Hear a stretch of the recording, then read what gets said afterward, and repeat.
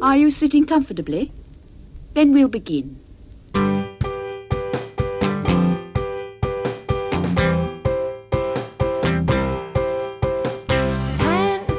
minutes left. Yeah, but there's still some time. It's not the final score. We need more than the numbers we're given. Show us you live and breathe the game. You're more than a name. That's what we came for. We can bring you more than the score. Every story. Let's take this thing off of the field into the real world away from the numbers.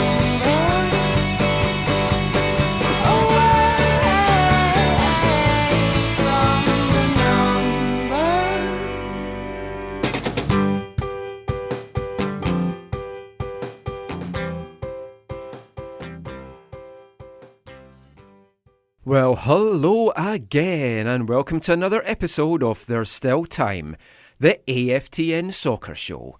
We're coming at you from CITR Radio up at the University of British Columbia on the unceded Musqueam territory. The only soccer show on Vancouver radio, actually, not even just FM radio. There's just no other soccer shows just now. If you listen to this show on the podcast, this is episode 249. I'm Michael McCall. I'm Steve Pander. I'm Zachary Adam Eisenhammer. And I'm Joe DC. Yes, we have a full house. He's doing double duty this week. The four horsemen of the apocalypse are in the building. I don't know which one we would each be. We can work that out during I'm the break. pestilence because I'm always sick. True, yeah. Wrath. Religion-wise and you'd be Wrath. Yeah, I'll be Wrath. Isn't it Wraith in Scotland? No, well, they're our big rivals, so no. Definitely not Wraith. Anyway, we've got a packed show for you tonight. We're going to aim to have it a little bit shorter than usual, just to give us a little bit more time to get this edited and out tomorrow. Isn't that always the aim? That is always my aim, but yeah. I don't think we'll be over 1 o'clock tonight is what I'm basically saying.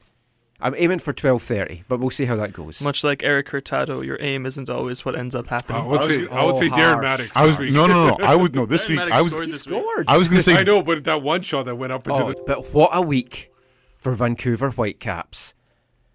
The invincible season is still on. We're 2-2. Cock a hoop, I think, is the word to describe it. Surely you must be more excited about the Whitecaps and MLS this week than you were last week. I know. I was fine last week. Yeah, you were better than Zach. No, better than, yeah.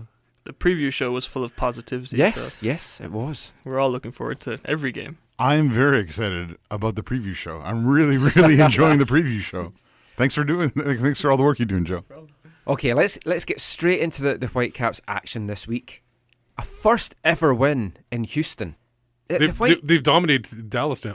Texas. Yeah. Dallas last year, Houston this year. The Whitecaps, they like to make a big deal about making history. I'd prefer they made history by winning the MLS Cup. But, I mean, getting a win in Houston, that's a start. One step at a time. Yeah, baby steps. Wasn't last year the first point in Texas when they tied Possibly. in Houston? Yes. I think we should just move to Texas. Columbus have the right idea. I think someone needs to ask Mr. Whitecaps or someone about scheduling, because one of the things, and we have played Houston in March before, but it is so much nicer to play Houston or Dallas at this time of year. I think there's a long lineup of opposition that wants to play Houston in March instead of July and August. But it was still 28 degrees or something, right? And Robbo still had the sweater on. Yeah. I don't think it was as muggy as it usually is. I'm going to ask him at training this week what temperature it takes for him to take that sweater off. Well, he's more in the shade. He's not like out. Yeah. We'll just see how hot he has to be before he takes his clothes off. That's the question to watch in the scrums this week. But yep, first ever win in Houston. Typical smash and grab away effort from the Whitecaps. Houston, 21 shots to the Whitecaps 7. 67% possession to 33. I think it was 32.7% possession. I rounded it up. And the thing is, I think that increased in the second half. I think at the halftime it was 57-43. Oh, it just shows stats don't matter. I think what you do with the ball. I think because of that early goal in the second half, they kind of let possession go at that point. Yeah, let's just say they let the possession go. Yeah. Yeah. Anyway, before we get into the game, what's your general thoughts of the match? It's what you expect when they go on the road, especially in a place like Houston where they're not going to win that often. I think it was a perfect game for them. Yeah, I think Robbo's identified the game plan, and from day one this season, he knows that just getting points on the road. I thought a draw would have been a good result, to be honest, but 3 points is fantastic. Even in the 89th minute, I would have probably taken a draw. Michael, can you tell us all what happened in the first 4.5 minutes because you had access to it? Well, yes. Let's talk about that. I'm lucky in that my MLS Live account doesn't have any blackouts because I write for the MLS website. So I got to watch the start of that until my computer froze. And then I had to reboot it. So I think it was just an actual plan by somebody that no one was allowed to watch this. I think TSN Go actually had it but eventually. They didn't initially. When we were chatting and I said, try TSN Go. No, they didn't. But that's because the match hadn't actually started. So I think you could actually see the whole game via TSN Go, but there was no commentary for that first 4.5 minutes. Well, that was a plus, I think. maybe the commentary team didn't have the picture because they were somewhere else. Of course.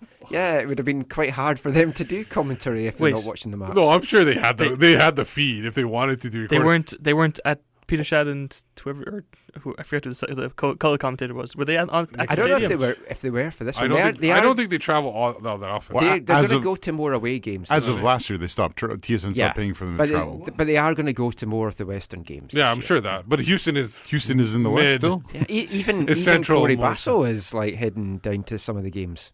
For the radio. Yeah. Funny you mentioned that because I thought I'll watch the first 4.5 minutes. I'll record the 9 o'clock version of MLS. Little did I know when I started watching it, I saw tennis. Recorded forward for 15-minute tennis, half an hour tennis. Finally, I think the game showed up in the 72nd minute. Yeah, they started in progress when the match was already over. It wasn't even live. They could have started it right after the tennis. I did the same thing. I actually recorded it just in case, and then when I saw the tennis, I was just like, okay. Yeah, I think they clued in at the 72nd minute or 70th minute when it was pretty shocking, but you kind of come to expect it. And curling does get more viewers than a Whitecaps game. I have to admit that. Yes, true. That's fair. I have no problem with that. They have 5 channels. Yeah, that's what my big That's problem my big is. issue. Okay, but their thing about the 5 channels is they're not true 5 channels, right? No, they're regional. Right, so two are national, you can stick 3 the Whitecaps game on one of the Western regional ones. Yeah, but they can't do that because they can't do whatever they want. No, and I agree. What they need to be doing, right? And give up the rights to No, okay, well, what they need to be doing, which we're talking on Twitter a little bit. Give up the rights to us. We could Mixler it. No, what needs to happen, and forget about football, but you need to do a broadcast schedule where you allow for one sport to overrun. Whenever I see this a live event before a Whitecaps game, you're not going to get to see the beginning. It's ridiculous. Yeah. The other thing that would help with that, if there was, and I know this is money, and they're about making money. I understand that, but if you had a half an hour pregame show, this would also not be a problem. Yeah. When the match did kick off as late as possible, because I was watching that on MLS Live, and the players, they'd done their huddle, they'd done the anthems, they're just hanging around, trying to keep warm, trying not to cramp up. And Houston tweeted out. Yeah, I guess Houston tweeted out that Canada loves curling so much that the game is delayed because of the curling. Did they? Yeah, Houston, I think, tweeted out from there. Don't TSN games already have a 7-minute delay because they want to have a 5-minute pregame show? Very probably. That's 5 minutes is not a pregame show. It's enough for the people on TSN to go through what the formations are. People have short attention spans. Yeah, true. Before we get into the match, just want to read this tweet from Greg Petrie at Erdem World.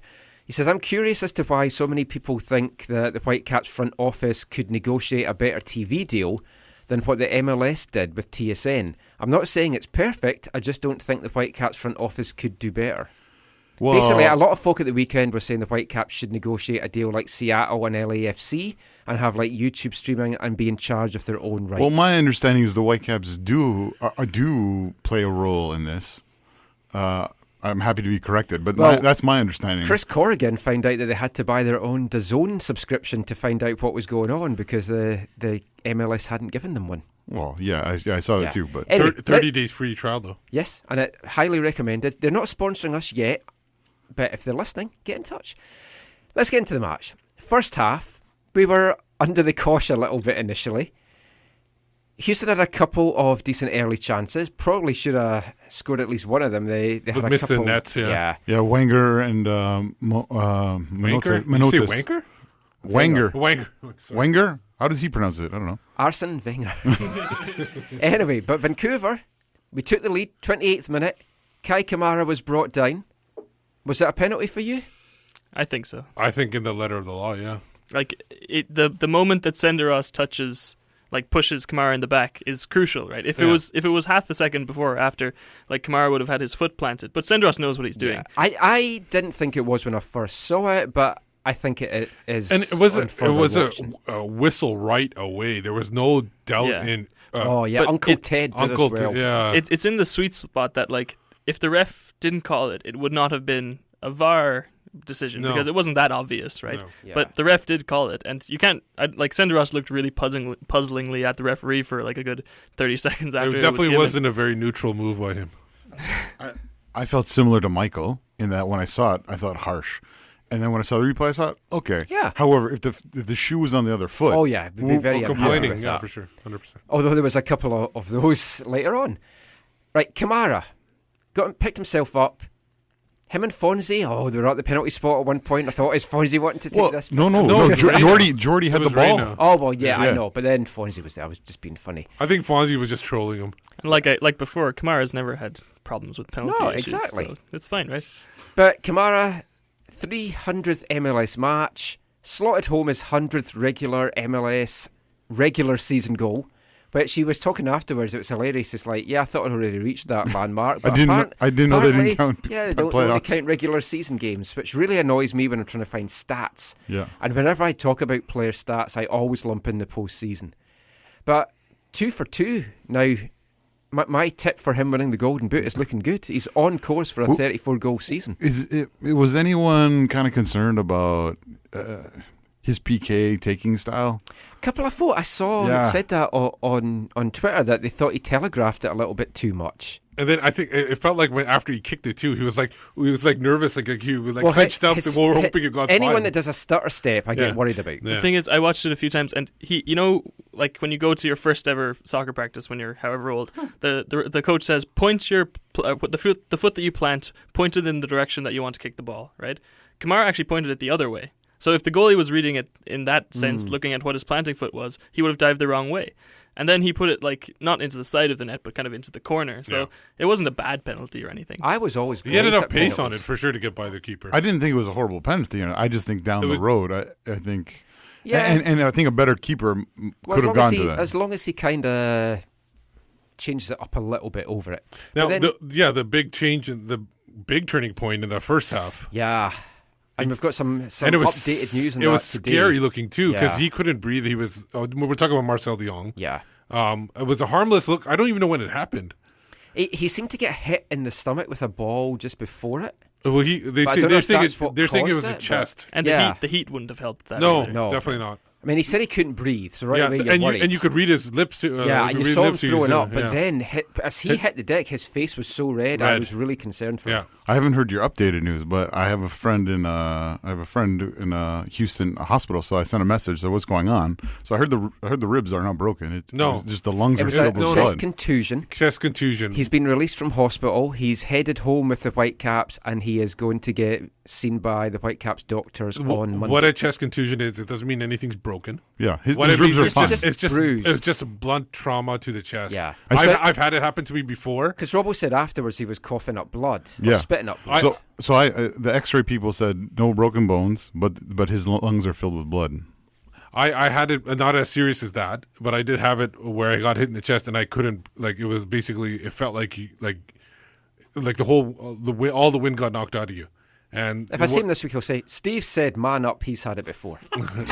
Believe me, I wouldn't have been able to walk. I didn't walk for like a good 5 minutes when it happened to me.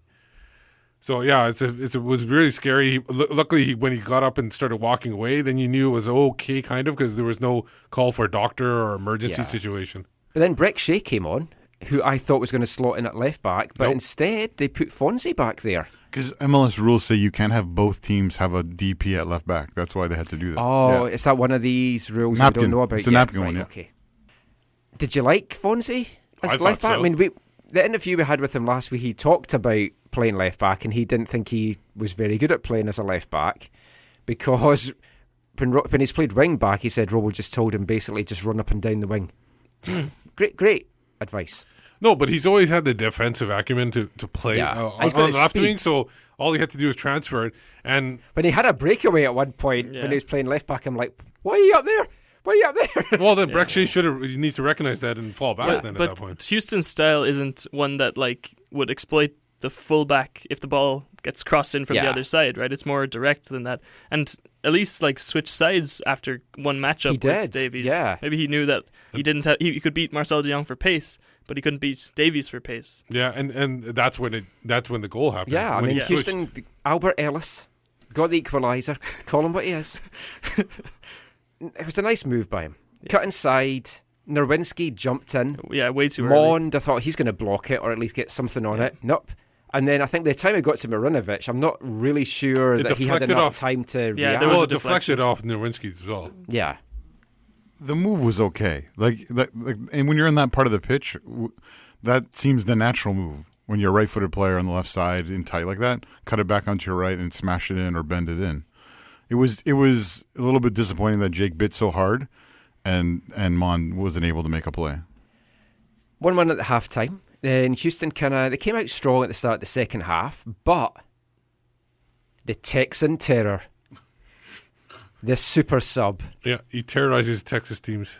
Breck Shea, breaking Houston hearts with a great goal for 2-1. It's fantastic. It's an underrated part of Breck Shea's game, I think, is his pace. He's so tall, his long strides must be hard to keep up with. But there was no one within, 10 metres of him when he think slotted so. that home? Yeah, Yeah. And as soon as he bore down on the keeper, I fancied him to put that away. I didn't for a minute think he was going to miss. It was a tight spot too, but he didn't have that much space on that side. And also there was somebody bearing down from the opposite, from the right side. From the I middle, think. Yeah, from the middle. But one thing I wanted to talk about, nice play by Kai Kamara. Yeah. To get him the Yes. ball in that spot. It was a great play. It was Breck to Kai, back to Breck, and it was like a goal. Yeah, it was a nice 1-2. For a moment, Michael, I know you're like, oh, I knew he was going to score. For a moment, I had a flash of I think he was in a loan away to Tigres in Monterrey, and that just flashed through my head. Oh, he and I didn't was fall like, over this time for no reason. So, I mean, that was a start. But for a former FC Dallas player, the Houston Yeah. fans must really Yes. not like him. And we'll talk a little bit more about Shea in the second part. But, I mean, after that, the Caps had to hang on for over 40 minutes, really. Did you like how they killed the game off? Did you think they did a good job? Wilmer Cabrera didn't. Said, as we'll hear soon, that they dived all over the place. The referee should have done something about that. Said it was just managing the game. I think his He'd own have done players. exactly the I think same. his own players were diving in the early Yes. parts of the game trying to get a penalty. But, I mean, it was at least that was Did you doing feel that. they did a good job killing the game off? I'm a big fan of the Jose Mourinho dark arts. If it's my team, obviously. If it's the other team, it drives me nuts. Oh, But yeah. it's game management, right? And it just shows that the squad has some experience. They know how to handle the situations that they're in the game. And this was kind of a low consequence game, but if they were doing that in a big game, towards the end of the season, you'd be applauding them off the field if they did it successfully. My only issue with that whole second half after they went up 2-1 was the Aaron Mon glitching on that one play where he didn't even. I don't know if he knew where he was, and I don't know who the player was, but he had a free shot, and Marinovic was able to stop it. But That was Wenger, right? yeah, possibly. But that was the only issue. Other than that, I thought they played very clean to kill the game off. I think I texted you, Mike. It totally reminded me of old school Wesley Charles back in the USL Yeah. days. So every game between the 75th and 80-minute mark, he would just go down because he just needed a breather. Well, Felipe did well. Went Yeah. down with cramp. Cramp. They didn't let Reina the, went down cramps. Yeah, Didn't- they didn't let the Got up and kept playing. physio on, so he didn't have to then go back off again. It was fantastic. Yeah. But as I said, Cabrera didn't like the Whitecaps' tactics. So we're going to hear now from both coaches. First of all, from Wilmer Cabrera, and then from the gaffer himself, Carl Robinson. Haters hate but lose when we in the race. Hey, we up in the place and we gon' put it in their face. Let them know Houston Dynamo. Houston Dynamo. Houston Dynamo. Houston Dynamo. Yes, I think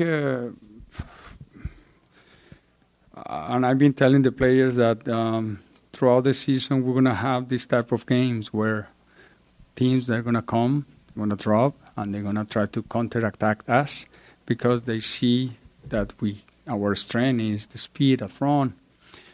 Anyway, I think the game plan was very good, and we created very good chances at the beginning of the game, but we didn't put the ball in the net. And when you don't punish your opponent, then you give them chance to did what they did. They took a PK, and then they started defending and tried to steal one ball in counterattack and transition to try to score another one. And even though we tied the game and we were dominating in possession, we weren't sharp enough to finish our possibilities. And individually, we didn't have the best games offensively. And the guys that went in, they try also, but they weren't as sharp to be able to finish. But the other team, they managed to kill the time, and I think in this case, the referee didn't have a great game managing how they were diving for everything and killing the rhythm of the game. When you're playing at home, you want to go, and when you're visiting team, you want to kill the game, especially you're winning. And he allowed them to kill the game. Too many stops, too many guys, blocking across and then diving, cramping, and, wasting time. And I don't think Ted had a good game in that aspect, managing the game and allow them to do what they wanted to do, kill the time and break the rhythm of the game. And at the end, they scored 2 goals and we only scored 1.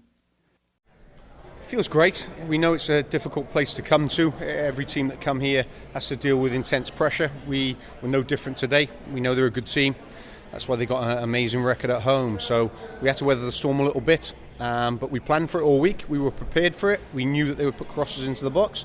And we dealt with it, and when we got our chances, we took our chances. So a lot of credit goes to the guys in there, from Stefan to Kai and the subs that come on, but they put a terrific amount of work in today.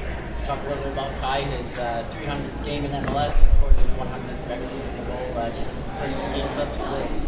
Yeah, I think it was fitting that he scored the 100th goal here as well at Houston. I know that he's got an affinity here and they love him here. We love him in Vancouver now. That's it's an incredible feat to score 100 goals, and he deserves it. He wanted the ball. I think he's got the ball, and everyone should be congratulating him today on an amazing effort. But I won't, from 1 to 11 in there, the effort that my boys put in was fantastic against a really, really strong home team. Shay, now back-to-back games in Houston where he scored in basically his hometown. Just what are you coming off the bench? Yeah, he done great when he came on. It was an injury to Marcel, who was coughing up blood, so we're a little bit worried about that because he's gone to hospital. So we're a little bit scared. Fonzie went to left back and Breck come on, and he fitted in as if he'd started the game. And full credit to Breck, when he gets his chance, he always scores his chances, and he deserves all the plaudits as well today. We saw Alfonso play left back in the preseason. How important was that to now see him in the regular season? Well, I didn't want to play him there, to be honest, but obviously unforced injury to Marcel. But he's 17 years of age, and he looked like he'd played left back all his life. So full credit to him, as I said. But I won't be pushing him too much to play left back. I think he's a wide player, but having the ability to play in multiple positions is very, very good. And Breck offered to play left back as well, but I just thought it was the right thing to do because Ellis is a key player for them, and I thought he handled him very, very well. He's the gaffer. You can try it on with him. He's the gaffer. Even when he's on a limb. He's the gaffer. When his back's against the wall, has the answer to it all.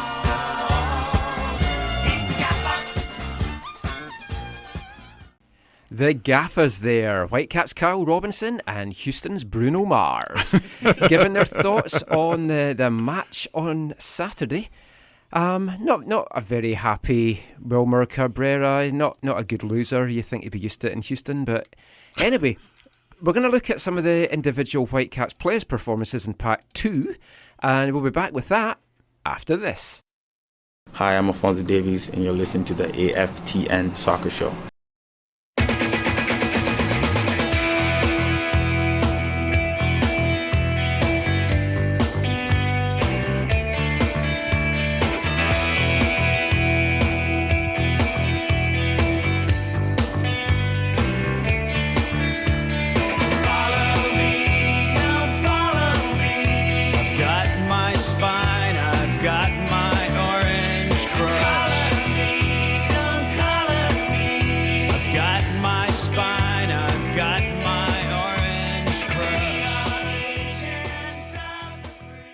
Welcome back. You're listening to the AFTN Soccer Show on CITR Radio. So in this second part, we're going to look at some of the individual performances from the Houston game and just some of the big talking points coming out of that going into next week's match with Atlanta. Let's kick things off with a look at things at the back. Stefan Marinovic, he didn't train this week when he was in Vancouver. I didn't mention it because obviously you don't want to tip off the opposition. But I didn't think he was going to make it. I really thought Brian Rowe was going to get the start. He had the flu. Some of the early shots of him on the pitch at Houston, he looked rough. He looked like dishevelled. He'd just come in from a night out. It looked like he was still feeling the effects of the flu. Well, Rowe's going to play on the 24th, right? Not necessarily. That's all I'll say. I feel bad for the All Whites. I thought... The goal, I think he's left a little hung out to dry there. It felt like not much he could do. Yeah. The two saves that were almost kind of back to back in the second half. One down to his left, one down to his right. I like a good sprawling stop. Then you would have enjoyed both of those. I did, very much so. I can't remember if it was the first or the second one. Pete Shad was just playing down. It wasn't a very good save, and then he watched the replay. It's like, oh no, it was a good save. Pete's a keeper. He knows. The defence, on the whole, I mean, we talked about Davies and his play in part one, but what do you think of Mond and Waston together this week? Mond had his moments where you were getting worried a little bit, especially late in the game. I don't know if it was the heat. Of course, like we said, it was only 28 degrees, but it seemed like he wore down and forgot like his positioning and everything like that. I think Waston really kept him in line. I think I wasn't really concerned with their defensive side of things, but like, we know Waston likes to hit a long ball, but the amount of times he knocked it into nobody really was a little bit concerning for me. And there was I was trying to look at the relationship between like Waston, Mond, and Marinovic, right? We're used to David Ousted like yelling every time there's a sniff of a shot, and Marinovic doesn't talk at all. It seems like he just maybe it was the flu. Maybe. David is not yelling at his defenders in DC as much this year. I noticed. Or he's yelling too much. He had a lot to yell about today. Yeah. I was just interested, like, I guess Waston's the captain. He will be in charge of organising, but like it either way you look at it, the dynamic has changed, because it seemed to me before that David Ousted was the one kind of organising and, calling people out, which we know he does. But now is it Waston? Like, is he that kind of character on the field? Marinovic is a yeller. It might have been the effects of the flu that he wasn't yelling. I mean, at training he's yelling and stuff. So, I mean, I think he is a vocal keeper, but not as much as Ousted, because no one is really. Waston is definitely, I agree with you, he's definitely the organizer of those huddles at the end of the halves and the games. Yes. Where he gets everybody together in a circle. Again, I'm not concerned about like the organisation. I'm just curious to see what the hierarchy is now, because a leader has moved on, and like inevitably there will be change there. Do you keep Mond and Waston together for this weekend? Do we even look at going three at the back to kind of match up with the Atlanta's 3-5-2? I think you do. I know some of you might want to see a formation change or whatever, but I think you stay with four at the back and you keep Mond in there. I don't want to see a formation change. I do want to see a personnel change, because Atlanta are a lot of things, but they are not a target or direct team. Yeah. And the strength of having Waston and Mond is that directness. So I would rather have someone more mobile in there, so that Waston can be the cover and the person who's faster can go and challenge the ball. Aha! I was gonna say Tim Parker. No, but I'd like to see Aha standing there saying to Atlanta, "Come on, and then take on he's from the East. He's played obviously against Atlanta a little bit more last year. I don't know how many times he played against Atlanta, but he has like kind of an idea what he kind of than Mon does, right? Because Mon played RSL and came from RSL to Vancouver, so a little bit more of a familiarity with Atlanta. It depends on who is the more mobile and pacey of. Well, they said Aha was good with the ball. Yeah, they said he was comfortable on the ball. Back, but so. do we need a ball playing centre back? Like I think we do. The way we're going to play at Atlanta is going to be kind of the same way we're going to play. We have played against Houston. This is when Kendall Waston's get the ball, punt it forward is going to be good. It's punt great it everywhere. But who's going to run onto it? Like if Christian cares? Sierra Just does clear that, the danger. If Davies isn't playing left back, and it helps his clearance clause in his contract. He gets those bonuses every time. Well, he clears the ball. I mean, it does look like De Jong. I mean, we don't want to step too much in the toes of the preview podcast, but it does look like De Jong's going to probably miss out. I can't see a guy that's got a lot of blood in his lungs making it on Saturday.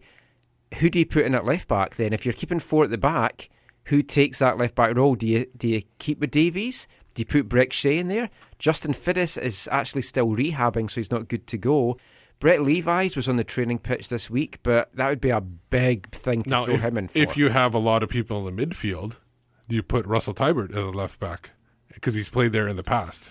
But it's been a long time since he's played there. I think you go. I'm not saying this is what I want, but I think they go with Davies, because one of the things about Davies' pace is that it allows him to make up sometimes for errors or reading a player wrong or whatever, and so his speed / athleticism allows him to recover, which I think will be important against Atlanta. But I also think that could Franklin play there possibly? I think he's a veteran enough player to do that. Yeah, to switch. If in an ideal world, I would like that, because you don't want to put a midfielder in a fullback position, because there's inherent things in defending that you wouldn't have naturally, like instinctually as a midfielder. And the way Atlanta play, you need someone who has a bit of experience defending back there. I wouldn't be a fan of Russell Tybert there.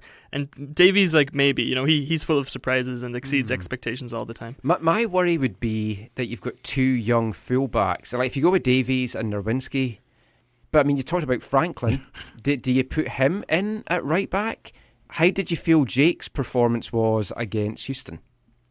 Not great. He was probably the person most culpable for the goal, but other than that, he was okay. I thought it kind of feels that he gets himself in a bit of trouble sometimes. He recovers well, but he seems to get turned a little bit inside and out. I think it's his first touch he doesn't do himself favors with, so he brings the ball away from the player that is trying to close him down, but in doing that, he closes down a bunch of options that he could have. So he ends up knocking the ball long forward or out for a throw, or like passing it back to the goalie or something. In protecting the ball, I think he doesn't open up options for himself going forward. And with it being his second year, he's got opposition coaches have tape on him now, so they know his weaknesses. They know where they can exploit him, and maybe that's what's happening right now. And I think the person he's going to match up with will, in the Atlanta game, will be the person who beat him to Rookie of the Year last year. Basically, I think he came third last year, right? It was Julian Gressel is the Atlanta pick from last season. Gressel was last game. I think he was out on the right a lot. Yeah. So it would be opposite side. They probably switch back and forth. We had a couple of tweets. One from Angus Walker, who liked Davies at left back and says he would play him there ahead of Shea and De Jong all season. It seems a waste of his talents to have him back there. It's the reverse Gareth Bale syndrome.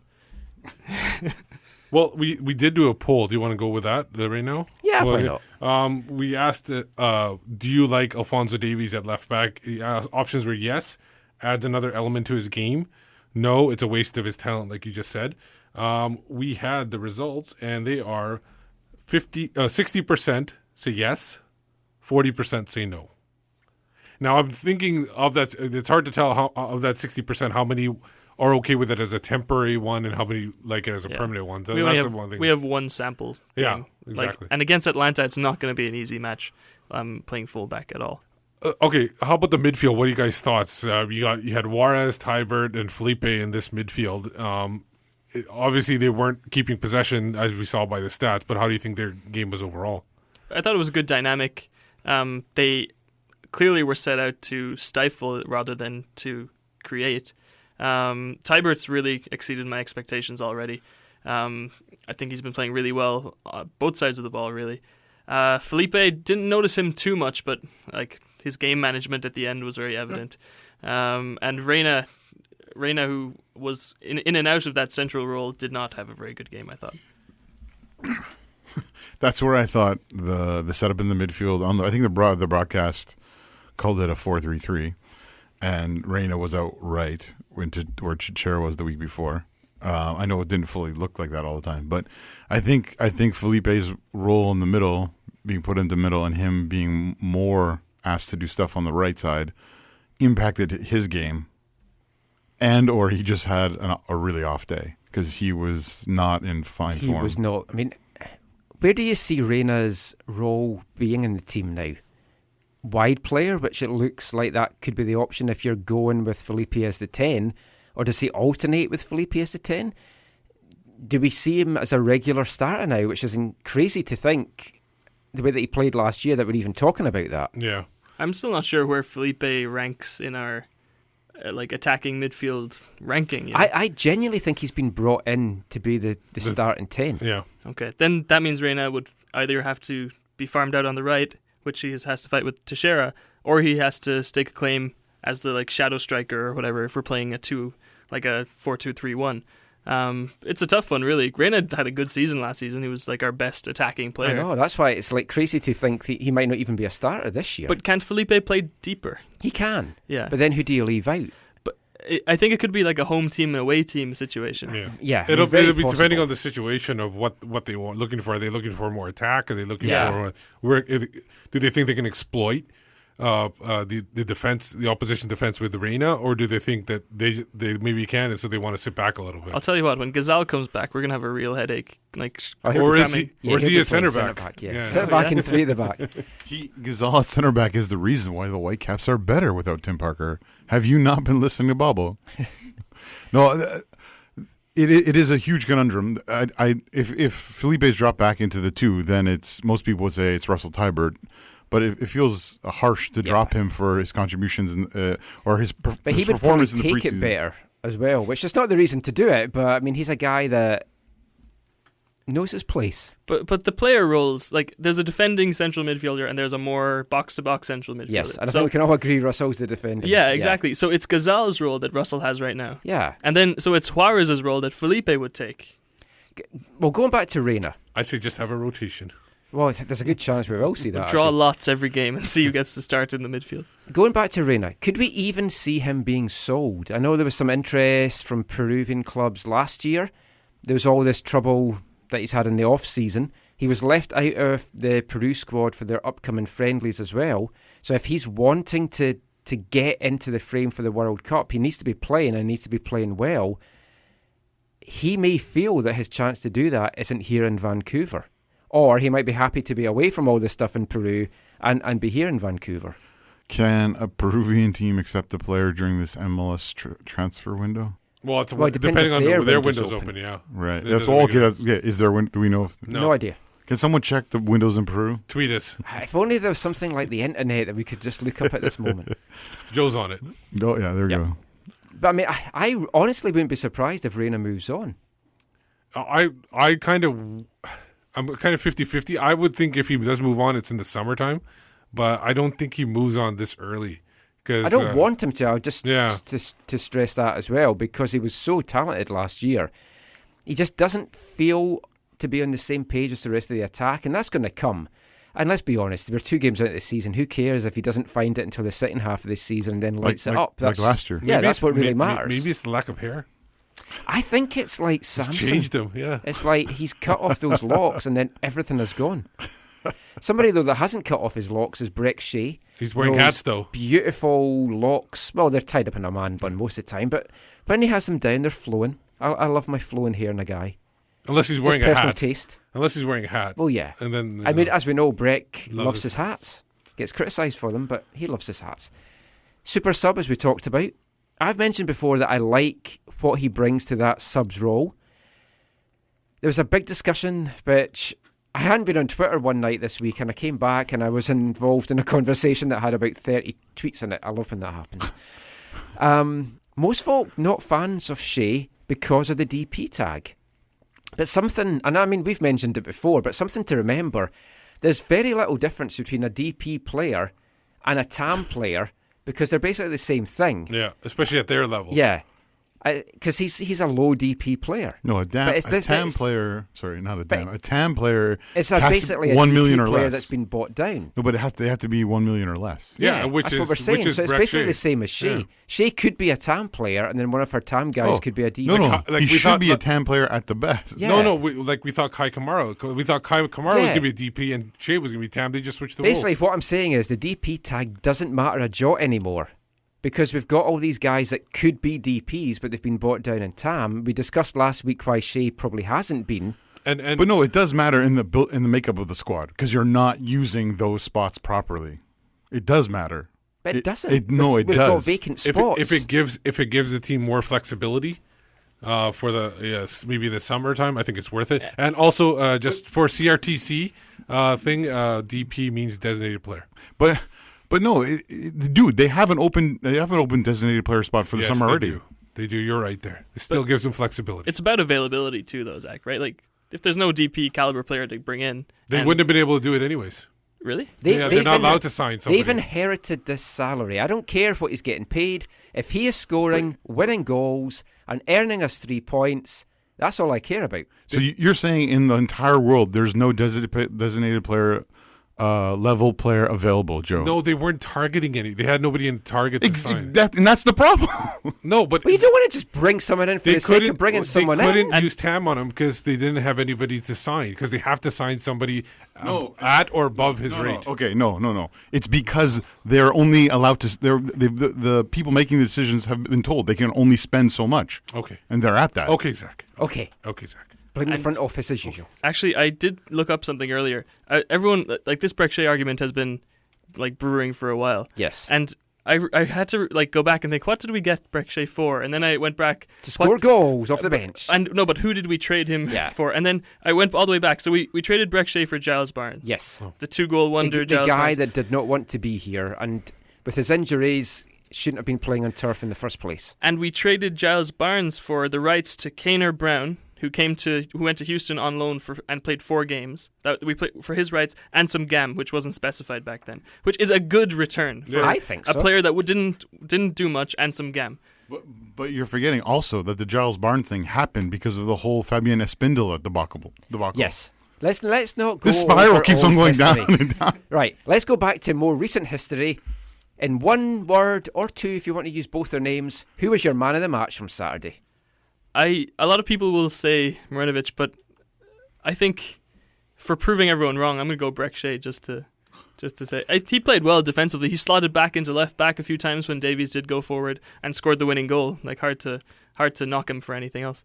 For me, it's the Black Panther Kai Kamara, or actually Killmonger. He's calling himself Killmonger, so I should say Killmonger.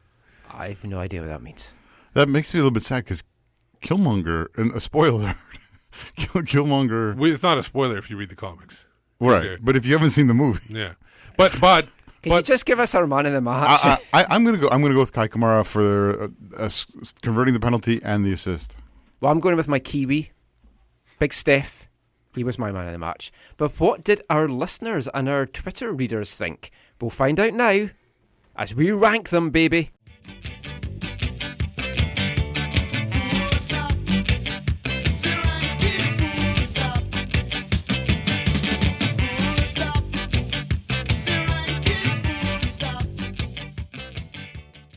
So, Steve, you had your monkeys at work over the weekend again? Yeah, they kept misspelling all the names. Oh, they're terrible. Yeah. Monkeys with typewriters. Yes. So we had the ranking. Basically, we asked you to rank 1 to 14 because they used 14 players. Stefan Marinovic was number 1. Woo, he's our Kiwi. After him, in the top 5, you got Kai Kamara, number 2, Alphonso Davies, number 3, Kendall Wasson, number 4, and Breck Shea, number 5. Funny enough, the bottom, it was a starter, the last place. It wasn't a backup. Interesting. It was Sabamine. It was Jordi Reyna. Who I voted for 14th. Yeah, so you weren't the only one. So he was the bottom, and then you even had Marcel de Jong was second last, but obviously that was because of the injury that he was. That's a bit That's harsh, isn't it? Very harsh. Breck Shea was pretty high for being the sub, but he did play the most out of everybody too. When I filled out that survey earlier, I had to think really hard before I pressed submit. Did Jordi Reyna do anything that I can remember? Yeah, that's why I couldn't. The only there thing was a moment in the second half when he was on a breakaway, and I was like, "Oh yeah, Reyna's playing." I genuinely had forgotten. He also cut his hair, so it's hard to remember that he's. Well, yeah. Whenever I see him at training, I don't even realise it's the him. only thing I remember of Jordi Reyna is holding the ball when Kai Kamara was about to take the penalty. That's the only thing that I remember. Not a good thing to remember him for. He just wants to get his goal bonus. Where did Jordan Much rank on? Jordan Much was third from the bottom. Third from the bottom. Yeah. He 10 minutes in limited time. roughly? Yeah, it was 10 minutes. So you don't expect him to did some have closing. He was above Reyna, but he was above an injured. I think somebody Marcel de Jong. mentioned it on Twitter. While he obviously he wasn't spectacular, but he seemed to settle down the team. And he connected well with Russell Tybert in that midfield too. He's probably also never played in that kind of heat in a nighttime match. Yeah, exactly. And his pasty white skin really stood out, so you knew where he was on the pitch. Yeah. So watch out for those rankings on Twitter every week. And then at the end of each month, we're kind of going to bring you a running total. And when we do our end of season awards, we'll give something to that. So just before we wrap this section up, Caps are now going to head into Atlanta. We'll have our preview podcast out probably on Thursday. And there's going to be at least one, maybe two special interviews in that podcast as well. So watch out for that from Joe, Gideon, Nicholas. We'll talk a tiny little bit about that game just now. Atlanta won today, 3-1 against DC. They looked strong, not overly impressive. Well, they had to look strong considering they lost 4-0 in the first week. Darren Maddox. Yeah. Atlanta looked dangerous in both wings. Our left-hand side, as I was trying to explain earlier, I feel could be under a bit of threat next weekend, especially with de Jong being out. Whoever plays there definitely needs to play defence and be conscious that they're there to defend and not go tearing up. Basically, in a kind of what Nerwinski was given against Piatti last week, don't go tearing up the wing. That's why I'm not sure that Davies is best used back there. I think Breck Shea would probably be the better guy to do that. Sean Franklin. I think like that. If Franklin can play there, I would go with Franklin, but Breck Shea would probably be my second option as well. Did anything, I don't know if you watched the Atlanta game today or the highlights, but did anything give you hope? For me, it's that Gonzalez is terrible on their back line. I really think we could take advantage of that. They let Darren Matic score, so obviously their defence isn't fantastic. You just feel that they've got the ability that when they need to, they'll turn it up a gear. They lost 4-0 to Houston too, is that? I know it was away. That was away. Well, they've self-destructed in that Houston game, just giving the ball away. Yeah, I think they were too attacking. Yeah, this is only the second time the Caps have played Atlanta. Last season was at home and they won. The Whitecaps won. I don't remember them playing in BC Place. So I wish somebody had told us. There was a promotional video. Was there? Really, yeah. I kind of missed that. But the thing is, that was like the home version of the Whitecaps, and the home version of Atlanta are the anti-away version of the Whitecaps. You know, like they'll all about possession, and I really think it's going to be like we're going to see like record low possession stats for the Whitecaps next weekend. Awesome! I look forward to that. Double digits? Yeah. Over under? I'm going to go in the 20s. In the preview podcast, we do have a prediction game, and I think it's going to be interesting if anyone goes for possession in the middle of the week. 20 to 25, that's my prediction. Okay. Wow, that would be like a new low, right? Yeah.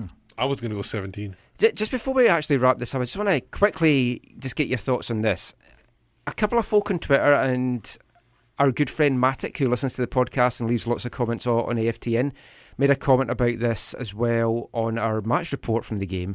He didn't like how the Whitecaps played, and he'd rather that they were more like Montreal had played and lost. He just wishes that they were more attacking. And there's folk that they didn't like how the Whitecaps set out their stall, which we know that's what they're going to do. They just want them to attack, and if it means that they lose, so be it. And I just don't get that attitude at all, by any means necessary, as I always say.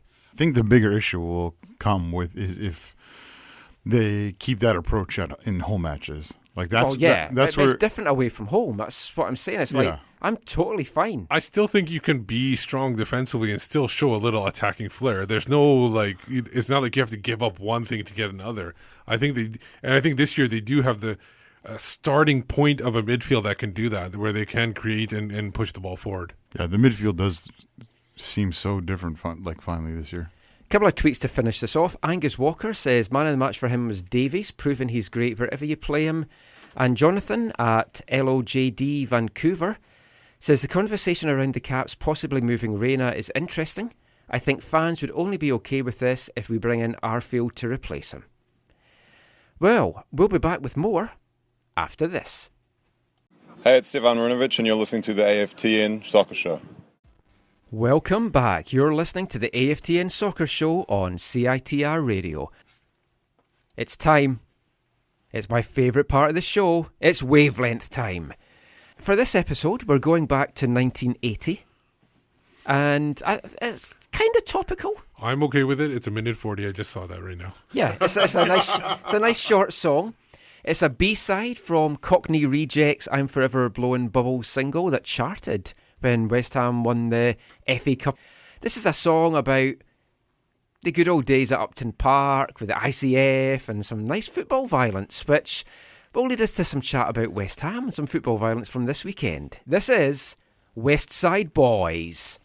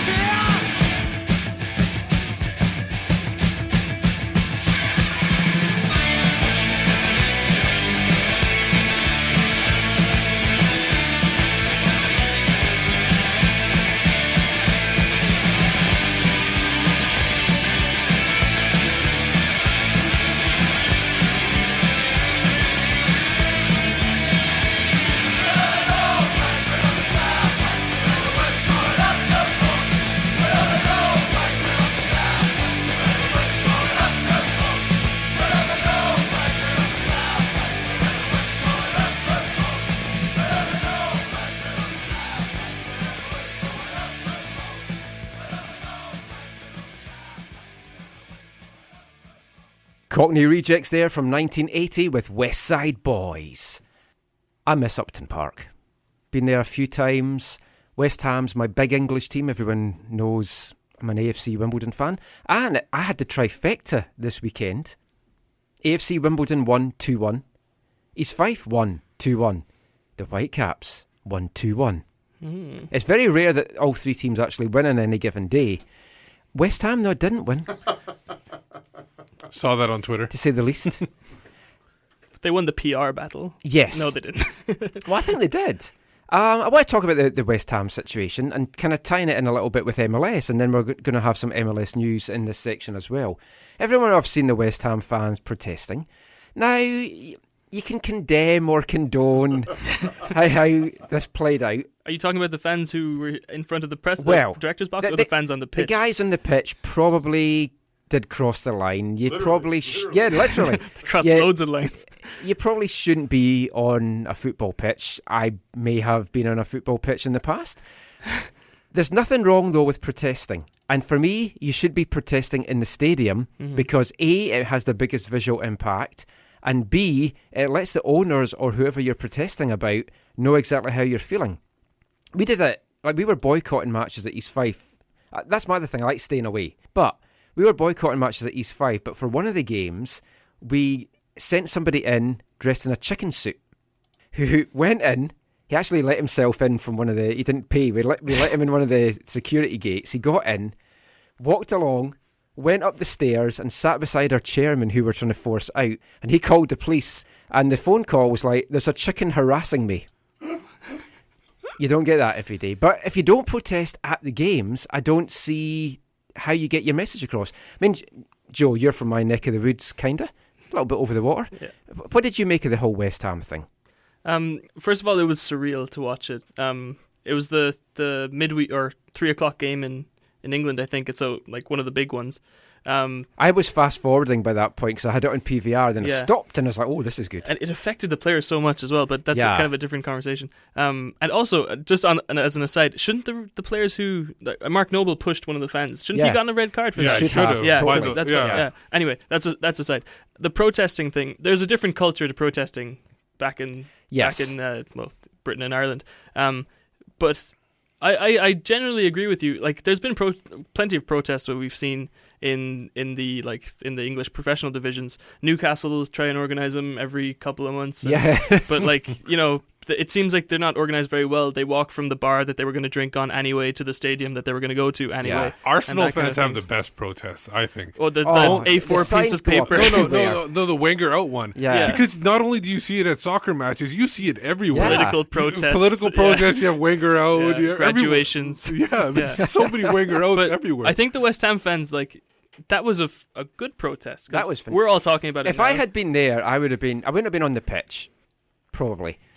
But I would have been there at the Yeah. press. I think it would have been depended I'd- how many pies you had and if you were on the pitch. yeah. The thing is, the chairman cannot get away from that now. No. Like David Gold and David Sullivan seem to, who are the chairmans of West Ham, I think a lot of things just go over their head. Like But the problem was they sold this dream of, look, we know you don't want to leave the bowling ground, but if you go here, we'll get all these extra fans, Yeah. all this extra money, we'll be challenging for Europe. Yeah. And they're not even neither close. facing relegation. Yeah. Well, they were in Europe last season. They just got knocked out in the qualifying stages Yeah. of the Europa League, which was terrible. It's just sad. Like, Upton Park had such a magical Yeah. thing. The Chicken Run was like a terrifying place for opposition players, and it was a great little stadium. Turning it to kind of an MLS thing. At this side of the pond. Yeah, this side of the pond. I feel this is what Columbus fans need to be doing. They need to take their protests to the next level. But they need to get some people in the stands in order to do that. That's Well, the yeah. problem. And some They people are only protesting got- because they're not going Yeah, now. they only got just over 11,000 Yeah. at their game against Montreal. And that's yesterday. after a win in their first match against TFC. but and I can get- you blame them? No, I don't mean, blame I them. get that because that's the thing. If you're protesting in the stadium, you've already given the owner money, and Well- you don't want to do that. Well, remember last year they renewed their tickets as much as possible. Then Yes, they then they announced it, and announced then they it, said yeah. there's no refunds available. That was scummy. Yeah, but I see. I agree with you. I hadn't thought about it the way that Michael put it earlier. That the most publicity you will get will be if it does happen in the stadium. As long as it is shown. That would be Yeah. my worry in MLS, that they would completely ignore it and just not show it. But you're talking about like MLS branded content Yes. and things like that. Like how much? Well, just like on a live game, like the TV Yeah. cameras would turn away or whatever. But like I think you can't, like the Save the Crew stuff, which like is amazing. I really love it. Like you can't really get away from it on MLS stadiums. You know, the Southsiders have a thing. And Yeah. I think the Curva have one as well. Like one of the Columbus fluorescent yellow kind of signs. Like I guess if you didn't know what the whole Save the Crew thing was, you wouldn't understand why that was there. Like I think that's kind of what you're saying, Michael, because it's very much people who have to make an effort to get like information that doesn't Yeah. come straight from the MLS, especially if it's not about your own club. Like I don't think anyone from Seattle or Portland know who AFTN are or anything like that, right? Well, maybe they do for I bad hope reasons. so, from Radio Cascadia. Oh yeah, that's true. But no, yeah, I mean, apart from the hardcore, you are maybe not going to know about Save the Crew, and it's such a. But the government's getting involved now. Yeah. But the Ohio State Attorney. It just seems like no one really knows, except for Precourt and the MLS. Nobody really knows what's actually happening, even with the things we're hearing coming out of City Hall. I know and all that. I know we don't know exactly what's happening, but you can tell what's happened. Essentially, what they're trying to screwed, do. basically. Yeah. There's a couple of things about this. One, the 11,000 or whatever in the stadium is partly because this is like the movie Major League, where the team is like doing very little to promote it. I don't know if you saw the guy on Twitter was like, "Hey, how much is MLS talking about Columbus?" And they're like, Yes. and even though they've been a just respectable slightly less team, than the Whitecaps. It's like their Canadian team or something. Yeah. And then the other They nearly are. The other stuff that's happening with Austin, and I'm sorry if I'm jumping ahead to your BC soccer headlines. No, Steve, it's part of this. But one of the crazy things, one of the Precourt's biggest complaints about Columbus is the fact that the stadium is 4 miles outside of town. Yeah. Well, the latest site they're looking at in Austin, yeah, it's not in town. It's 10 miles out of town, and it's built like on a. Nothing's built there because there was like, I don't know, radioactive waste or something under the side. There's some kind of, bad hazardous thing at the site, and that's why it's available. Well, their colour scheme always kind of reminds me of that kind of warning sign in the first place. Do you feel, though, that there is an appetite in North America for the kind of protest that we saw at West Ham? Well, part of the problem is... Didn't New England do something like that a couple of years ago? The Fort had issues and all got kicked out at various points, yeah. Yeah, well, that was a lot of them for did. their chance or whatever. But no, the problem is, Michael, is that people view or understand a club or a sports team in a different way here. Like in England, in Germany, in Europe, people there believe, and in some cases, in Germany, they actually own the club, right? It's it's theirs. It's a part of who they are. It's a part of their community. Whereas here, they're just businesses that are in a town and can be moved, if things don't go well. It's just a business, and so the business has to make money, and that's the most important thing. Where they're like a community asset, if you will. And so that's why when things in the past have, even in Vancouver, there's been like, hey, maybe something should be done to express a concern over X, Y, or Z. Too many people have been like, well, no, I'm having a good time. We should just, I'm not putting that perspective down. I'm just saying. But I've often heard it said here, we don't want to do this at the stadium. We want to do it it's the only place online to do it. after, exactly, which means nothing. It's like the way to hit clubs is in the pocket, not buying merchandise, not buying tickets, not turning up, not creating an atmosphere. And that's the tough thing with the Crew, because then if they don't turn up... they're going to give all the ammunition. This is why I'm moving, because... Yeah, it's a win-win for him. But the dangerous thing, which everyone needs to recognise, and I know we're preaching to the converted, for the folk that listen to a soccer podcast are not the guys that we need to get this message out to. You look around MLS this weekend, and the attendances were shocking. It was poor in New England. It was poor in Colorado. These are teams that should watch, because it starts with the Crew, and then as more and more of these ambitious markets want to get a team and they're not opening it up, these teams will get moved. I think we've said it on the supporter stuff when we talk about this podcast. This is really MLS is in like a post the golden era of the supporter groups it's kind of past that. Well, to give a quick update on what's going on now that we're talking about the Crew, like we said, the Ohio Attorney General and the City of Columbus are suing Precourt and MLS.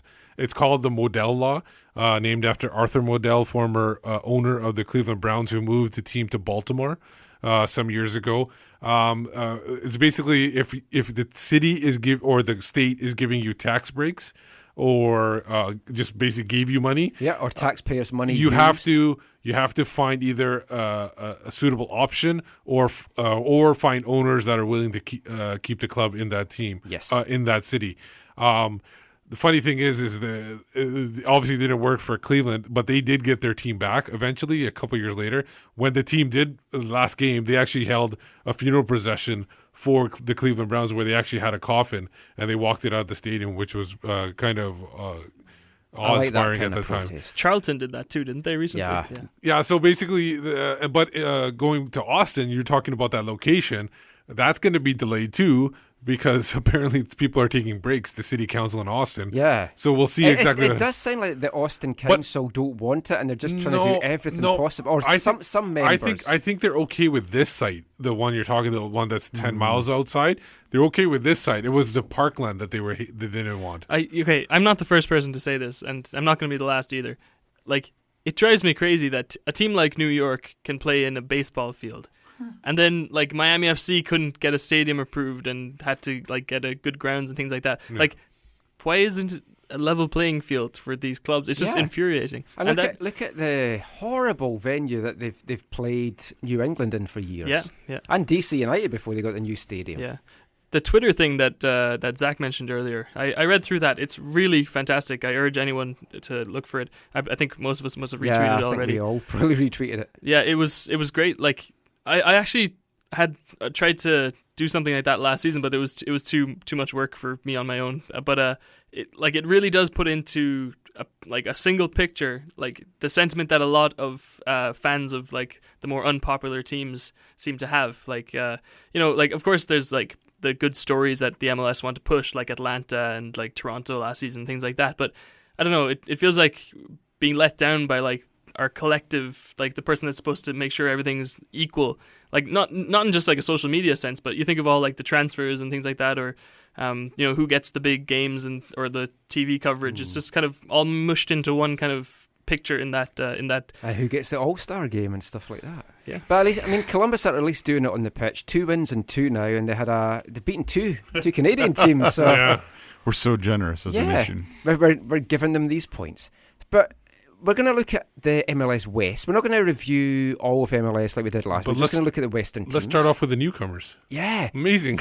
Los Angeles, former Chivas, which I believe the RSL Tifo worked out that's what LAFC stands for.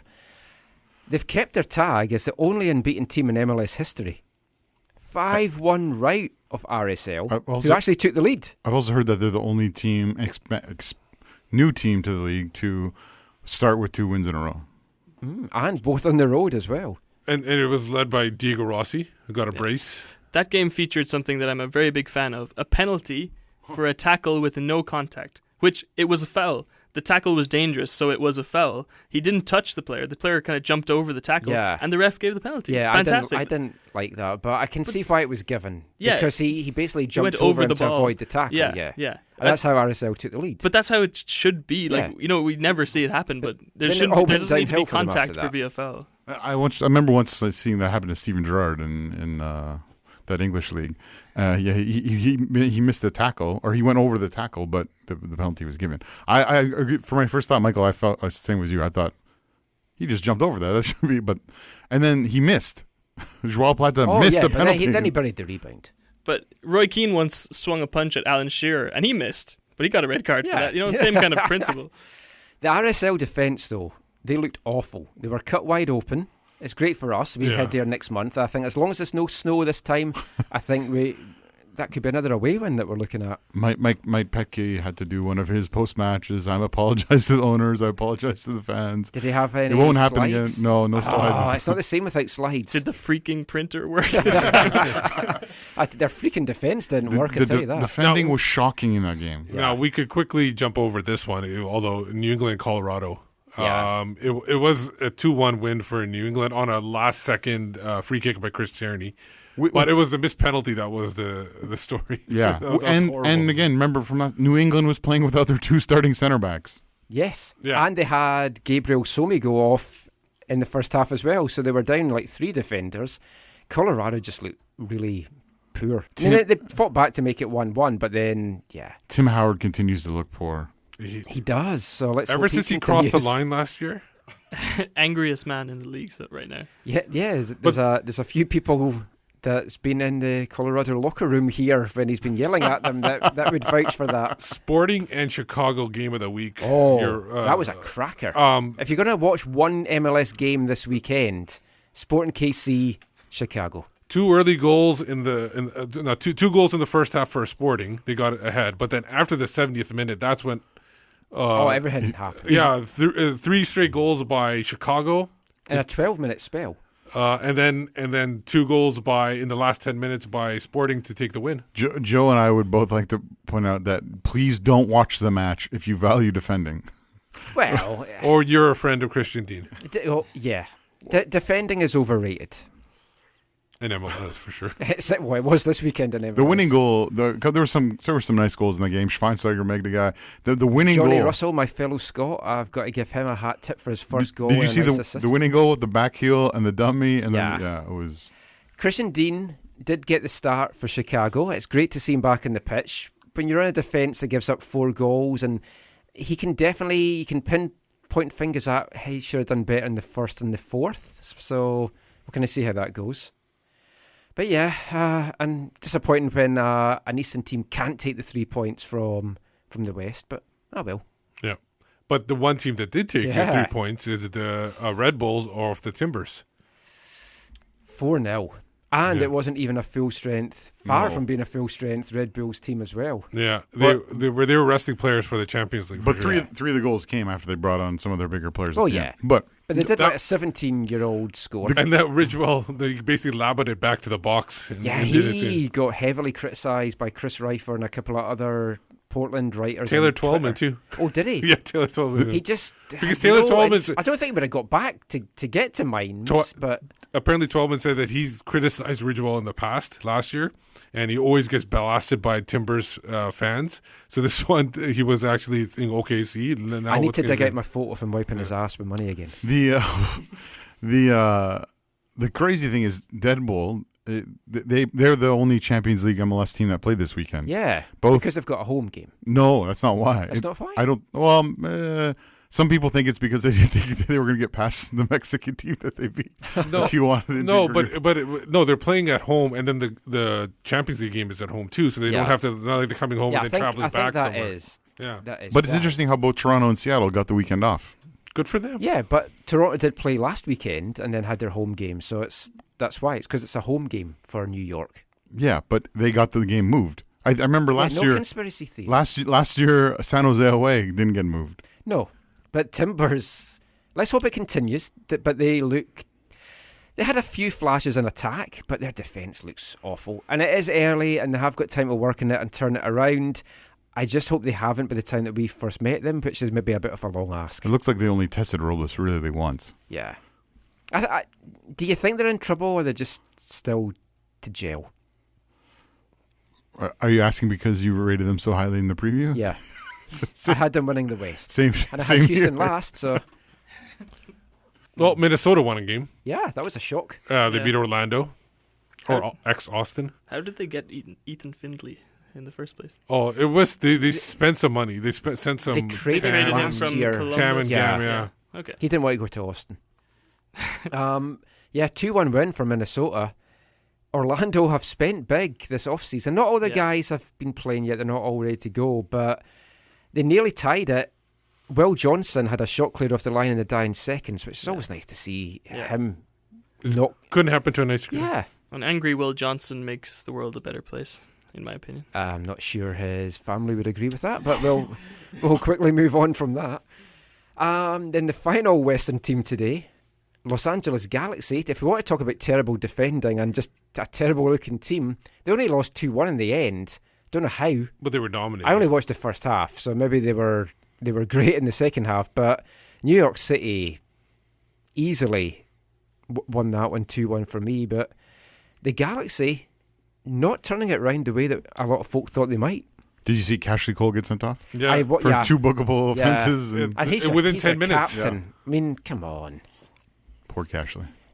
And Ola Kamara missed probably the most the penalty rebound was probably worse, I think, but he had an open goal and he knocked it into the goalie's face, so that won't do his confidence any good. No.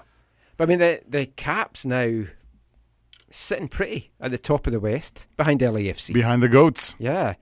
Has anything just in the West really surprised you over these first 2 weeks? For me, it's that Portland are as bad as they are. Well, yeah, they've started as badly as they have. I agree with that. That's probably the biggest one. Also, I didn't think LAFC would be as strong as they have shown either. I didn't know the Whitecaps would do so well, to be honest. But the other one is how RSL just don't seem to have it together at all. They had to. Their DP, what's his name? Who's basically frozen out of the team. They had their DP striker last season when what's his name? The Armenian, Yura. Yeah, he was released. Yeah, they had to buy out his contract and things like that. It just doesn't seem like a happy dressing room. The funny thing was, that broke, last Friday when they had the media day at BC Place, that news broke, and we were all reading it, and we had just been talking to Greg Anderson, and 3 of us in unison independently turned around and went, Greg! I didn't think they should sign him, though. No, he wasn't one. No. He didn't bite, though. We're not signing him. That's good because I think we struggle enough with pronunciation on this show. That would just kill us. Absolutely. Champions League is coming up. There are 3 teams. Yeah, well, we've got to give a hat tip to the 3 MLS sides. I want them all to lose, but I have to say that was 3 good performances by them. Let's rank, instead of completely previewing, let's rank who you think has the best chance of getting through out of the 3. New York, I think I agree with that. They're the only one that's going through. I think Toronto have a really tough chance because they gave away with the away goal. Yeah, but I think they finished the last game very well. Sorio got the last minute winner to make it 2-1. Yeah. I mean, they are going there with the lead. The pitch in that match was shocking. We were watching it while recording the preview podcast. Sorry, and it was so bad. The pitch. I don't think the Mexican team could believe. Tigres could believe like what they were playing on. It was worse than the sound on the preview podcast. Did you? I heard the Mexicans didn't like the temperature. I don't know if you heard this, but they came out like 8 minutes into the warm up and left like 6 minutes early, or vice versa, or something. Like they did not use their half hour in the warm up. They've got that away goal though, so you have to feel that they're going to do it. And Seattle beat Chivas, and you've got to feel that's the one that's in the middle that could go either way. I think, depending on how Seattle plays. Again, they needed more than one goal. For me, both of them needed to go to Mexico with more than one goal. But I think Toronto's in the biggest trouble. But I think the Red Bulls have a very good chance to go through. Yeah, as Timmy long as Parker played down in Tijuana. So, talked about the MLS weekend review there, and it's going to be an interesting week in CCL action. Obviously, I can't wish any of the teams well because I want them to lose and the Whitecaps to become the first ever MLS team to win the Champions League. Hey, when you watch Champions League this week, are you going to get some takeout? I might, because I always get hungry watching football. And do you know someone else that gets hungry? A lot. Armand. Take me out!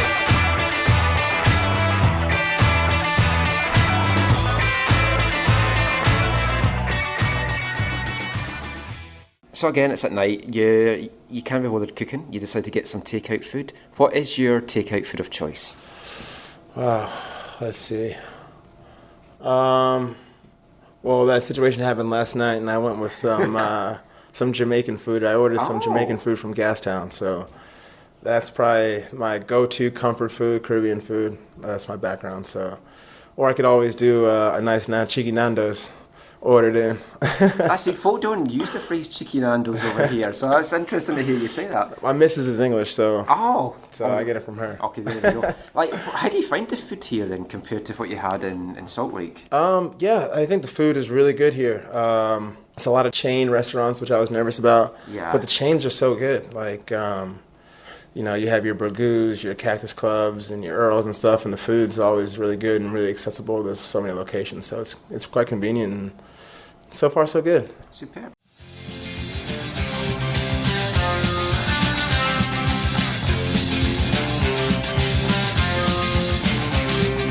Went to the shop, I went to the chip shop, went to the burger shop, did it all around stop, hey, hey, I want a Johnny takeaway, hey, hey, woo, woo, woo, hey, hey, I want a Johnny takeaway, hey, hey, woo, woo, woo.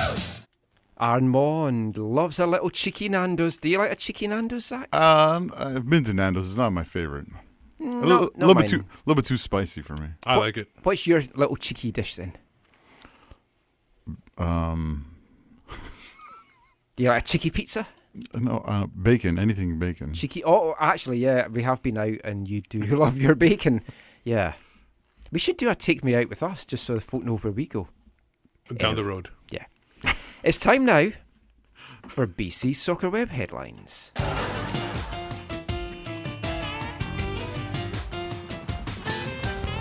BCsoccerweb Headlines is brought to you in partnership with BCsoccerweb.com, your one-stop site for local, national and international news and links. Make it part of your everyday routine. Check out BCsoccerweb.com. Apart from all the MLS stuff that we just covered, Steve, what's been catching your eye on the site this week? A few things here and there. First of all, the UK is I don't know how serious this is. They're pondering a World Cup boycott. Yes. Because Scotland's already done that. Just to point that out. Because there is boycotting since '98.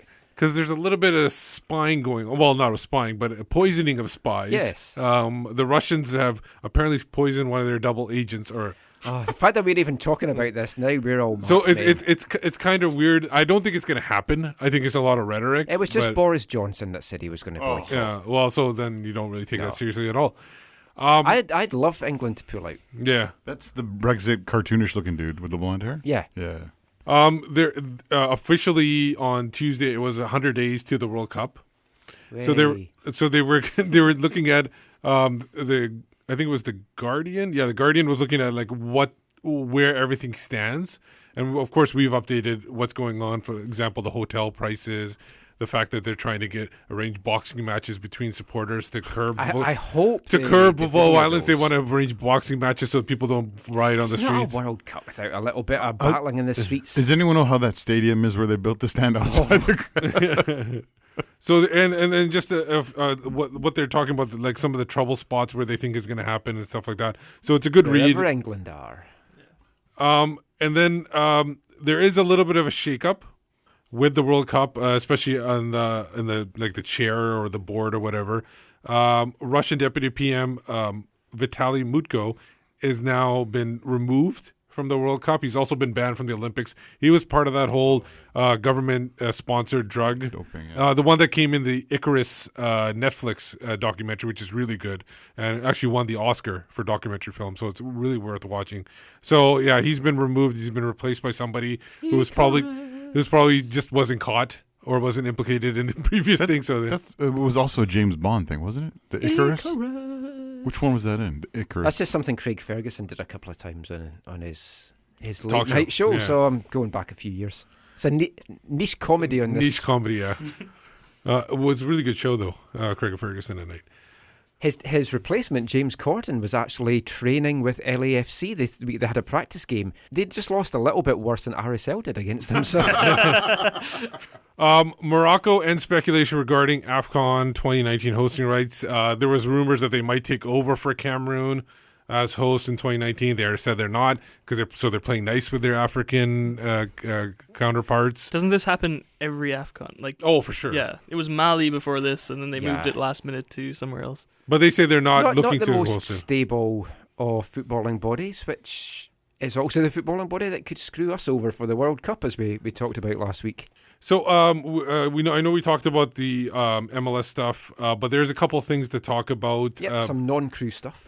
Miami looks like they are getting their site, even though I thought they had their site when the thing was announced. But apparently, it's like going to be at a golf course or near a golf course where the thing is going to be, or on top, or they're replacing a golf course. 4! Easy there, you blew the mics there. So that's going to be interesting to see. There was an editorial about what the taxpayers get for investment in the soccer stadium. They're talking about the Philadelphia soccer stadium because that was supposed to be a whole waterfront, mega complex with shopping and entertainment, and it's really turned out to be nothing. It's not in a nice area. Have you ever been there? But I've heard it's not I've been a there. area. It was supposed to be developed nice into a nice area, but nothing ever happened because of some all the horrible downturn in the economy or something like that they weren't able to do. It's a dodgy area. It's very cheesy there, I heard. MLS fans emerge as growing league's harshest critics. It was kind of. Did they speak to Zach? I think so. No, they were talking about how in the past there have been protests within the group and everything like that. They mentioned New England and a couple other locations, and I think that was it. World Cup 2026. World Cup shuffles leadership. Sunil Gulati remains on board, but he has either resigned or been removed as sole chairman. He's going to be replaced by co-chairman. Recently elected Carlos Cordero, Stephen Reed from Canada, and Mexican President Ticio de Maria. Sorry, it was Mario's birthday a couple days ago. Only football show on the radio. Number one in pronunciation. It's reading. It's not pronunciation. I read it wrong. Insight. Stay for the reading. But what do you guys think about that? Is that was a kind of he's still desperate move? He's going to have his fingers in the pie. But he's not the chairman, so he's not going to be up front anymore. So I don't know if it's the same article or is it another article. Then didn't Blatter say? Yeah, it's another article. Yeah, I could talk about that right now. They say the Canada, Mexico, U.S. seem afraid that they won't win the 2026 World Cup. And that's why he had something to do with it because he was endorsing Africa. But then he thinks America's going to win anyways. But I don't know. So I don't know where he's coming from. He's obviously upset that he misses being in the headlines. Yeah. But he says Morocco may not be able to hold a 48-team tournament. I don't think they can. Yeah. Why is Sepp Blatter worried? He's banned from football for 40 years or something. Yeah. He'll be dead by then. 6 years, I think it was. I don't know. It was 6 years. It was 6 years. But he also, in the same article, he does claim he voted for the U.S. in the 2022 World Cup. Maybe. Sure. Yeah. I just think he doesn't want to go to jail. Canadian news, obviously. No one really does it. Canada Soccer, the national team will play for their. What about Bubbles? CONCACAF group stage or whatever they're going to call it. Bubbles. CONCACAF group stage. They're going to be hosting Dominica and French Guiana. Dominica in October, French Guiana in March, and they'll be playing at U.S. Virgin Islands and at St. Kitts and Nevis. Yeah, two that games only there. counts for one match, though. Oh, okay. This, That's a bit unfair. There's 3 teams on the pitch. It's disappointing that the I think it's the U.S. Virgin Islands game is like in the like throes of like hurricane season. Yeah. So it's not great to travel to. I was thinking of going to it though, but see, I went to the Canaries and I didn't see one Canary, so I'm not sure about going to the U.S. Virgin Islands anymore. Yeah, and if you don't Although that might be a good reason to go. If you don't understand what we're talking about, there's a great article by Steve Sandor on the 11.ca about how he tries to explain the Nations League qualifying. Yes. So read that one if you're confused a little bit. 600 simple steps. Because if we try to explain it, we're going to 130. There's promotion and relegation, which everyone's wanting. Yeah. Yeah, we're not a top tier team in Canada. No, not yet. No. Not yet. We're getting there. Is this the same as the European Nations League? Yeah. Similar. Yeah. I'm in favor of that for the European game because the discrepancy between the quality of sides is huge there. But I don't know, for North America, is there enough teams to actually implement this properly? I don't think there is, and that's my problem with expanding the Gold Cup as well. But I mean, these games. But here's the thing: where are they going to be played, and how many fans are going to? No, but here's the thing: for Canada, though, you need competitive games to help climb the rankings. It's going to count for ranking points, so we may get into double digits. Because it's the tournament type thing, you get more points instead of friendlies. Yeah, unless you lose to one of these teams, and then you're going to be. Boy, if they lose to one of these teams, Herdman must go. Final thing of talking about Herdman, his former team finished 5th at the Algrave soccer tournament. Concert FC. I don't know. Played for Concert. His former team that he coached. Oh, okay. Canadians women's team. Finished with 3 wins, 1 loss. They lost in the opener to Sweden, who I think were the eventual champs. And they beat Russia, South Korea, and Japan. Who?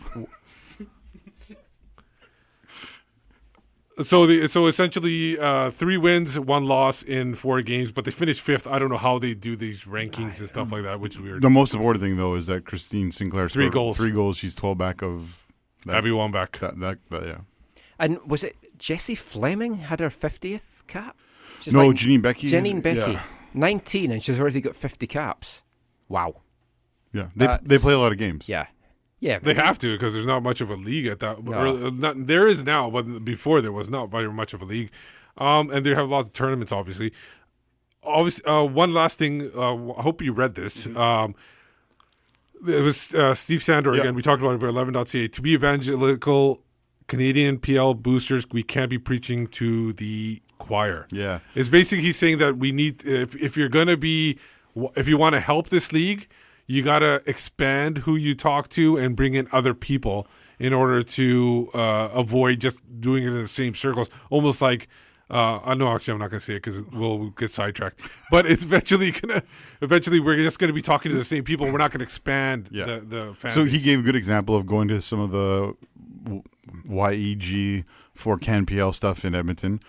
And lots of valid points. And this is a legitimate concern. Like when I talk to people in other parts of the country who are excited about the Canadian Premier League, and you talk about who they're connecting with and how many and stuff, one, their passion is awesome, and that's encouraging. And there's some people who've started doing medium to heavy lifting and in terms of making things happen in their communities and all that kind of stuff. But what Steve says is really, really important. I think the what's hopefully going to happen in the Fraser Valley is a little bit different because I think there already is a significant number of people in that region who are already passionate about football, but there is still the work that needs to go beyond. It needs to go. One of my favorite parts of his points is it has to go beyond social media. Oh, for sure. It has to, because you create your own bubble in social media, and then therefore you limit who you can connect with. And it does need to be face to face. It needs to be with the people you work with, the people who live on your street. Those are the people you need to be connecting with and saying, "Hey, come be a part of this, or come try this. Hey, Joe, come to football with me this weekend. But see, Joe's already going to be there. That's the point. He's I was talking pretending about Joe was not. Oh, he's not wearing a Hey, Borussia Dortmund. Hey, Marco Royce, jerkin. come to the game with me. No, but you're talking about it can't be just social media. It's funny though. I learned. I can't remember where I heard this last week. Atlanta United, when they started promoting their thing, they only went social media. They didn't go any TV, any radio, any print media. They were going all social media. So this is a demographic thing, though. Yeah. If you're in the Fraser Valley, it's different if you're in the middle of Vancouver. If Yeah. you're in the middle of Vancouver, do what the Whitecaps do, right? They do social media, they do buses and things like that. In the Fraser Valley, it's different because it's more it's decentralized and people drive places. They don't take the bus as much because everything's more spread out, right? Like it's more like marketing, like billboards and things like that. If you're going to do the Canadian Premier League and things like that, and who's going to pay for that is the question. Yeah. But the thing is, my understanding is a big part of these Canadian Premier League clubs is they're being built around community, and so there does need to be the sense of this natural groundswell, this natural I'm excited about football. I'm excited about soccer. I'm going to invite the people I know to come and be part of this. I understand that point, and it's absolutely valid, and I'm behind that. But I think a lot of things can be learned from what the TSS Rovers have been doing. Like, they have a community that existed before the team even existed because of their program, their youth system, and things like that. Like, that's a great starting point to have. And I wonder, it's the first time I'm ever thinking of this, but could a Canadian Premier League team be built around, Langley soccer or something like that? Have kind of involvement in that level? For sure. Then you have Langley soccer's got a great setup out there. Yeah, and then you have a network of parents, of potential volunteers, of future fans, young, a place for the players to go. What was the percent? 0.04% of Canadian soccer players can turn professional. That's the statistic I saw. And schedule games when there isn't any the youth soccer is going on. Don't schedule games when the youth soccer is going on. Schedule it off that. That way, those people who normally would come to the games, they're not busy with doing something else. Yeah, Joe, I think the thing you're talking about, I think people involved with the CPL are very well aware of what you're talking about. Just talking about social media in Atlanta, I read something today that LAFC, they have a Spanish language Twitter account. That they never tweet from. They haven't tweeted anything from their 2 games to this Spanish market, which is obviously who they're trying to get a lot of the fan base in. So that seems baffling. 40% of their fan base is Spanish. Apparently, yeah. Last thing I want to talk about just before we wrap the show up. This wasn't, I don't think, in BCsoccerweb headlines, but I just want to... We talked about the Cruise situation. I want to talk about a situation in England. It's a team, I'm a member of their supporters trust for the last couple of seasons, Dulwich Hamlet FC. They have been going through I heard horrendous time at the moment. They're 125 years old. They've played at their ground since 1912. These property developers bought their ground and then tried to force them out because they want to build houses on it. Dulwich Hamlet got a council to block it, and they couldn't get kicked out. So what the owners have done now instead is they've trademarked Dulwich Hamlet's name, they've trademarked the Hamlet, and they've trademarked DHFC, and they've sent a cease and desist letter to Dulwich Hamlet saying they can't use any of those terms in any of their advertising. So they've temporarily left the ground. They're going to play at their fierce rivals, who offered their stadium up, which is fantastic. Actually, 2 of their rivals did. Leatherhead were one of them, but they're actually going to play... I've totally forgotten who they're going to be playing at. Hold on a second. Joe is turning into the Hulk as you talk about all of this. Oh, Tooting and Mitcham, that's who it was. I was following this as well. Yeah, it's unbelievable. It's terrible. It's every season there seems to be a club that has this happen to them. The Charlton things have been going on for a while. Now Columbus is something closer to home, and Dulwich Hamlet. You feel so bad for these fans, to be honest. But the thing is okay, now that they've moved out, have they gotten their rights back to their names and everything, or are they still there holding was that such a media storm, and big presenters, even Piers Morgan did stuff, and it was on ITV News. It looks like they've kind of backed down because the solicitors that sent the letter didn't realise they were just sending the letter. Oh, of course, yeah. And then they've had all this backlash, and now it looks like they may have backed down from it. On the Twitter, on Dulwich Hamlet's Twitter page, I looked at the comments below, people responding, and there was lawyers there like saying, "Oh, use this as your defense." Yeah, and here's lots the of link. lawyers have jumped in. Their fierce rivals have jumped in. It's great to see the community getting together. It's a situation that shouldn't happen. You can find out more by going to dulwichhamletfc.co.uk. I really urge you to join the Supporters Trust if you can. It's only £10 for the year. And they're a great club for people like here in Vancouver, the Pacific Northwest. They share a lot of the same ideologies. They're a left-wing club, very similar to St. Pauli. They're anti-fascist, they're anti-racist, they're anti-homophobe. They're a very welcoming community. They bring in lots of immigrants to the team and help them get into the culture in London. They're a fantastic team to support. I've followed them for the last couple of years, and just try and support them if you can. Support the cause. Speaking of St. Pauli, they're coming to North America. They are. Yeah, they're playing in Portland. And Detroit City FC. Yeah, which is Portland 2. Yeah, Portland 2. So I'm sure there'll be a lot of folk going down to that. So if you have any interest in clubs like St. Pauli, definitely check out Dulwich Hamlet FC. But anyway, that is it for this week's episode of the show. Just before we go, let everyone know where they can find you online. Oh, just give me a second. I'm just signing up right now. You can find me on Twitter at WhitecapsBeat. For me, it's at Zachary AM, and I'm part of the Movement Curva Collective. And you can find me at Joe DC Van. I'm Michael McCall. You can find me on Twitter at AFTN Canada, on Instagram at AFTN Soccer. Read our stuff away from the numbers, aftn.ca. And if you've liked this episode of the show, leave us a review on iTunes. And if you haven't, we've been Soccer Talk. But until next time, thanks for listening. Take care. Watch out for the preview podcast on Thursday. And mon the Caps.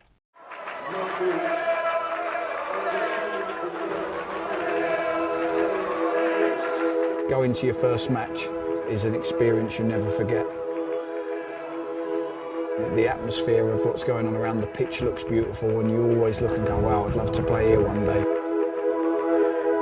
If you get the bug, it's going to stay with you for life.